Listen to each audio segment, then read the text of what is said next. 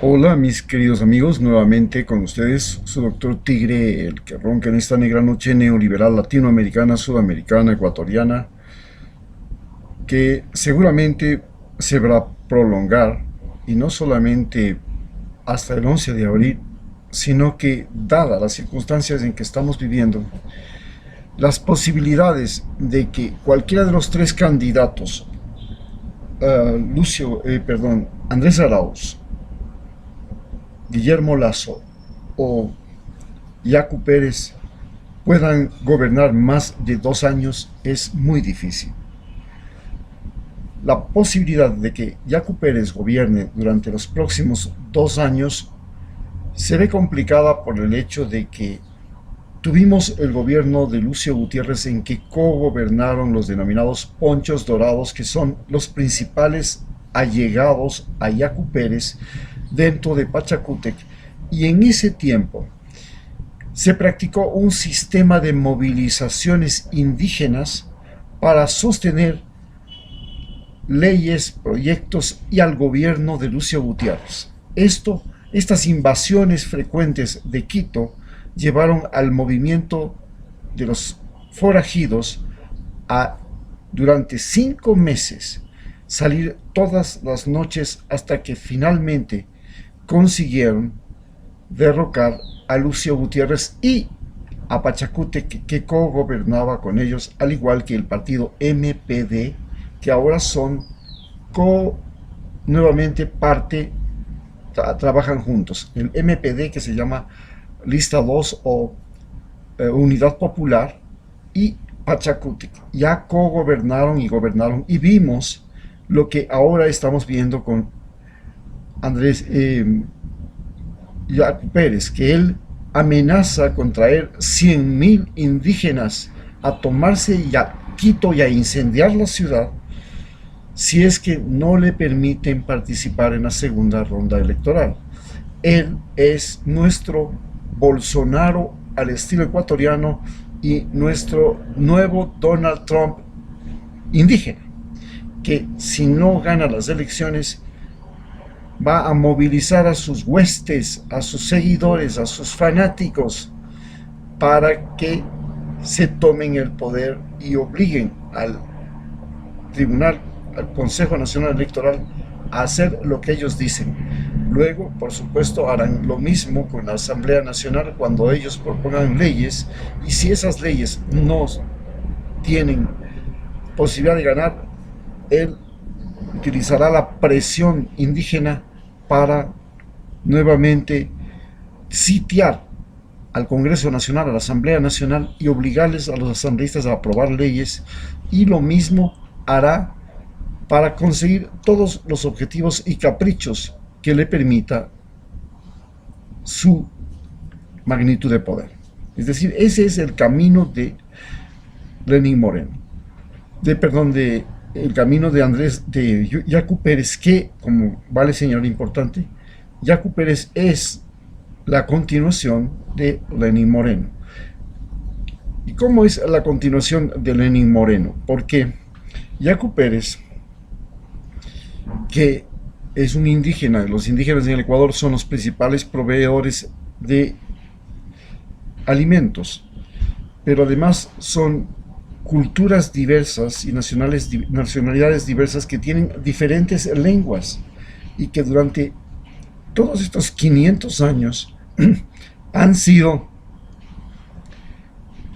excluidos del poder de diferentes maneras, pero progresivamente ellos han adquirido participación en el gobierno porque han tenido la posibilidad de elegir y ser elegidos, y por eso han podido ser prefectos, han podido ser alcaldes, han podido ser asambleístas, y ahora quieren ser también presidentes.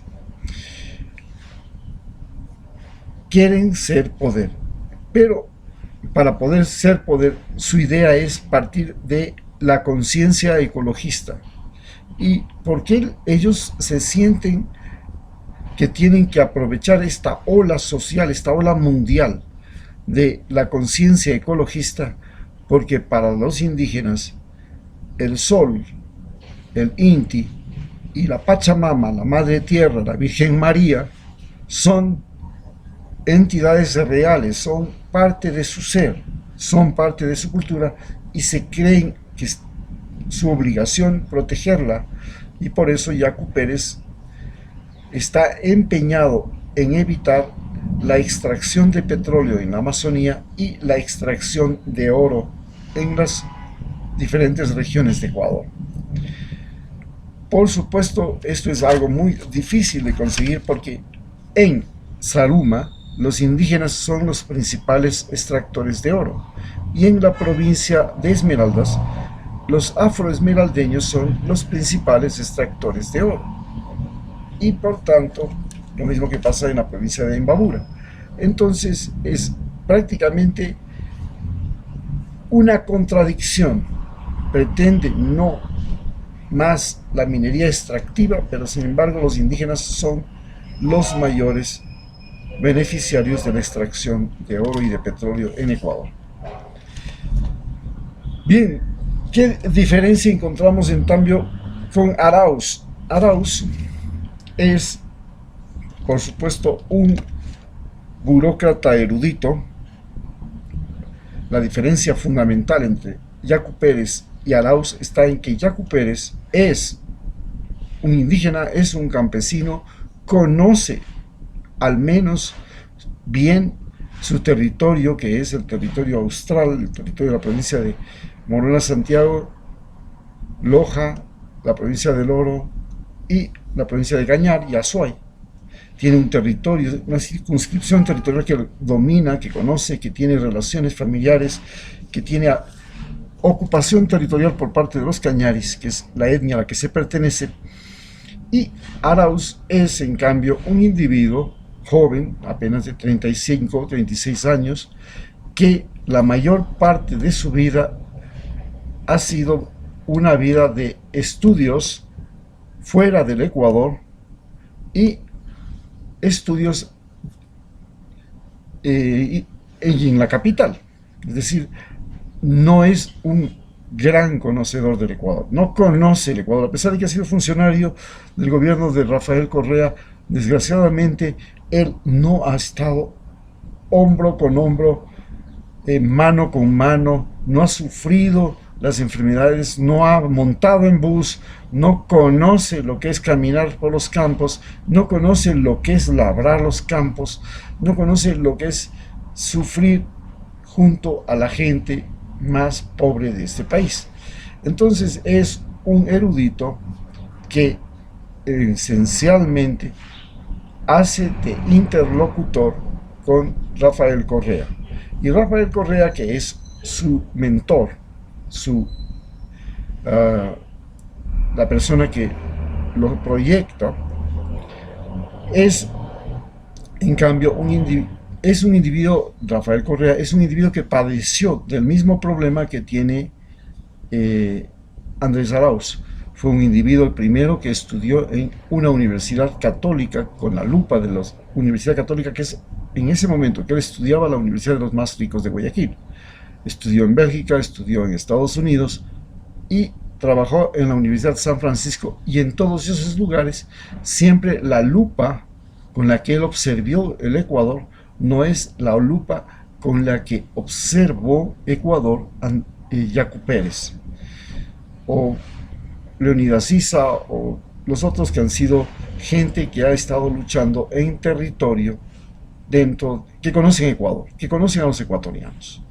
Más bien no han conocido muy de cerca a los ecuatorianos, y esto es, por ejemplo, la clave del error fundamental de Rafael Correa, que fue creer que en el Ecuador los honestos somos más, cuando en realidad es al revés. En Ecuador los honestos son menos, son pocos. También, y esto estamos hablando y eso lo vivió en su propio partido. Los honestos de su partido terminaron siendo menos, y de 75 asambleístas que fueron elegidos de Alianza País para gobernar con Lenín Moreno, 50 fueron deshonestos, traicioneros. Recordemos que la traición es el mayor pecado capital en el infierno de Dante. Y su colaborador más cercano fue otro traicionero, Lenín Moreno. Por tanto, esto explica claramente que Rafael Correa conocía muy bien de economía, conocía muy bien de la realidad internacional, pero no conocía bien a su país.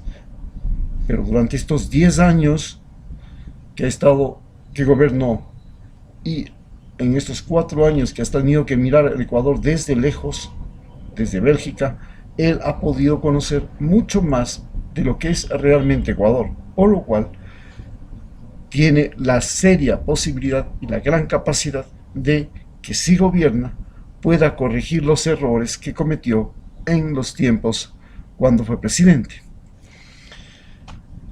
Para Arauz, el objetivo fundamental es el mismo que tuvo Rafael Correa: distribuir el poder, la riqueza y los conocimientos. Recordemos que Rafael Correa distribuyó la riqueza, el poder y los conocimientos, creando un Estado inversionista, un Estado que era al mismo tiempo el mayor contratista, el mayor generador de trabajo y de empleo, el mayor inversionista, constructor, hizo mega construcciones, y esto le permitió ser un distribuidor de la riqueza, el poder y los conocimientos en el Ecuador. En este momento, Yacu Pérez tiene esencialmente victorias electorales en la Amazonía y en la Sierra, excepto Quito, y en cambio Arauz tiene victorias electorales fundamentalmente en la costa, y la costa en este momento tiene 1 millón más de habitantes que la sierra. Por tanto, las posibilidades de ganar las elecciones son mayores para Arauz que para Yacu Pérez. Segundo, el objetivo siempre ha sido de Rafael Correa y de Andrés Arauz es reducir la pobreza, mientras que el objetivo fundamental de Yacu Pérez ha sido y es básicamente proteger la naturaleza. Para esto, para reducir la pobreza, la estrategia de Rafael Correa y de todos los que fueron los presidentes del socialismo del siglo XXI en el Sudamérica fue principalmente crear estados inversionistas, estados generadores de empleo, lo que decían estados obesos, como dice la derecha, y unirse con otros países, para lo cual se creó UNASUR y se creó CELAC, la Comunidad de Estados Independientes de Estados Latinoamericanos y del Caribe, que cuando llega Donald Trump es destruida, y cuando llega Lenín Moreno es recontra destruida, y le entregan la sede de UNASUR a los indígenas, que, carentes de conciencia regional, aceptan este regalo y le quitan a UNASUR, a la Unión de Naciones Sudamericanas, la sede. Esto nos revela la poca conciencia latinoamericana de los indígenas ecuatorianos. Para esto, la razón de crear este UNASUR era justamente para enfrentar el gran poder de las transnacionales, el Fondo Monetario Internacional, el Banco Mundial y el Ejército Norteamericano, porque se creó la Secretaría Latinoamericana de Defensa, Sudamericana de Defensa, y de esa manera de rescatar y poder crear gobiernos que puedan ser soberanos. Esta soberanía, cuando llega Lenín Moreno, la perdemos. Entregamos primero bases militares a Estados Unidos, luego el ejército es manejado directamente por Estados Unidos en la época de Donald Trump.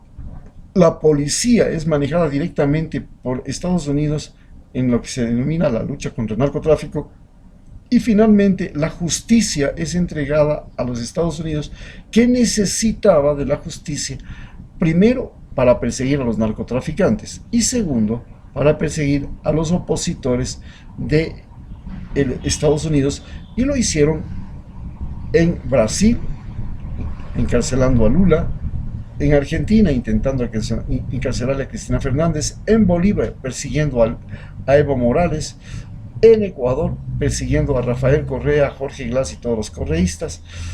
Y esta es la fórmula mediante la cual Estados Unidos llegó a tener el control de Ecuador en el gobierno de Lenín Moreno. Este control no quiere ser reducido por Yacu Pérez. Yacu Pérez no tiene ningún problema en que Estados Unidos siga teniendo una base militar en Galápagos y otra en Manta, siga controlar el ejército a condición de que el ejército le respalde a Yacu Pérez y a las movilizaciones indígenas, ya no les dé plomo, sino que más bien les apoye, como en la época de Lucio Gutiérrez. Y el siguiente paso es que Estados Unidos sea el mayor inversionista en Ecuador y el mayor explotador de los recursos naturales de Ecuador.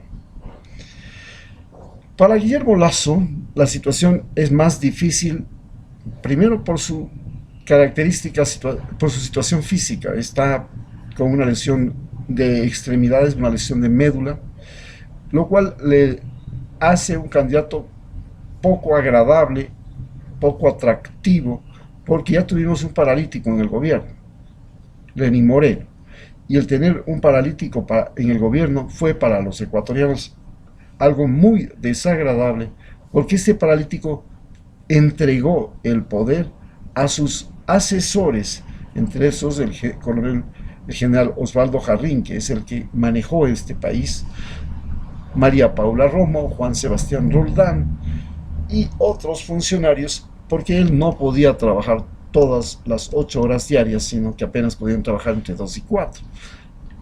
Cosa similar se espera que suceda con Guillermo Lasso. Guillermo Lasso es un individuo que no estudió, a diferencia de Yacu Pérez, que es un indígena erudito, que Arauz es un burócrata erudito. Lasso es un banquero. Él no estudió, no es un erudito. Y lo que ha conseguido es concentrar gran cantidad de dinero de los ecuatorianos en su banco y en su fortuna personal, que tiene 4.500 millones de dólares. Y entonces su poder parte de su riqueza. Él lo que quiere es un país donde él pueda controlar fundamentalmente el crédito y el endeudamiento. El crédito privado y el crédito público, y el endeudamiento privado y el endeudamiento público. Es ahí donde él quiere manejar los hilos del gobierno. Su sede pasó de ser Guayaquil a ser Quito, y es Quito el que le da la victoria, porque le permite participar en la segunda ronda de las elecciones, porque Quito es ahora el lugar donde se concentra la mayor cantidad de dinero del país. ¿Y de dónde viene ese dinero? Del petróleo y de los préstamos internacionales. La banca en general, la banca de Guayaquil, en este momento ha perdido un montón de sus cuentas de ahorros y de sus sistemas, porque toda la población del Ecuador está endeudada y le está resultando muy difícil la recuperación de la cartera vencida. Estamos en un país quebrado, en otras palabras.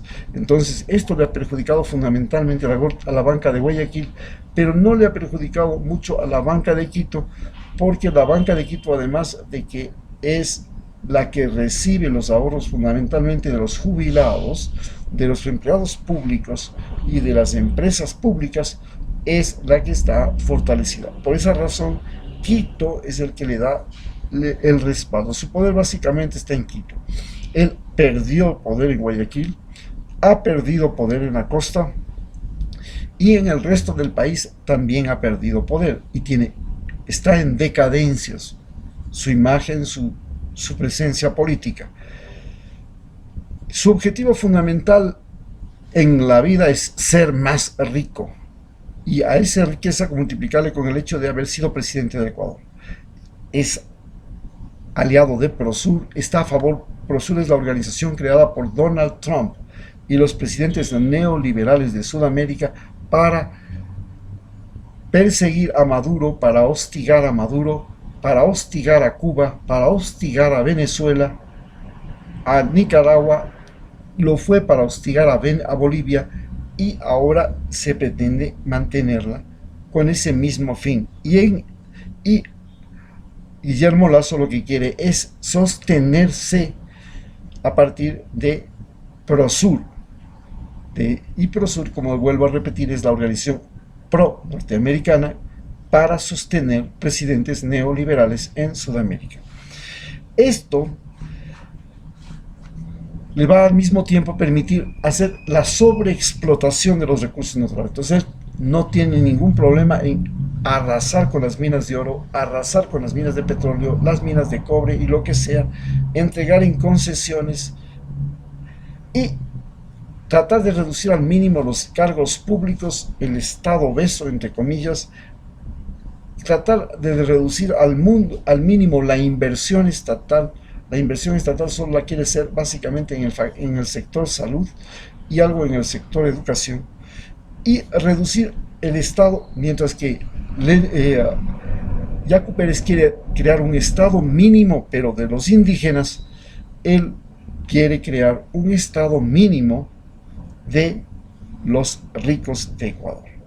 Este es el gran choque.